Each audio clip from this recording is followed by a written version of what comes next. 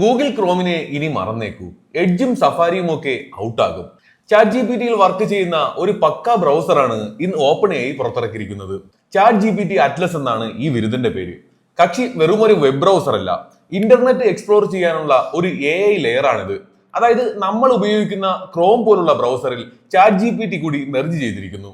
നിങ്ങൾക്ക് വേണ്ടി ചിന്തിക്കാനും ഓർത്തു വെക്കാനും ചില ജോലികൾ ഓട്ടോമേറ്റഡ് ആയി ചെയ്യാനും അറ്റ്ലസിന് കഴിയും.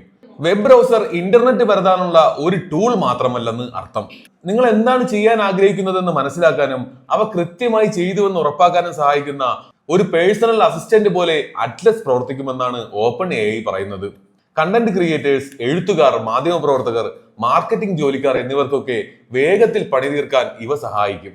നിങ്ങളുടെ കൈവശമുള്ള വലിയൊരു ഡോക്യുമെന്റ് വായിച്ച് മനസ്സിലാക്കി കോണ്ടെക്സ്റ്റ് അനുസരിച്ച് അവയുടെ സമ്മറി തയ്യാറാക്കാൻ അറ്റ്ലസിന് സാധിക്കും.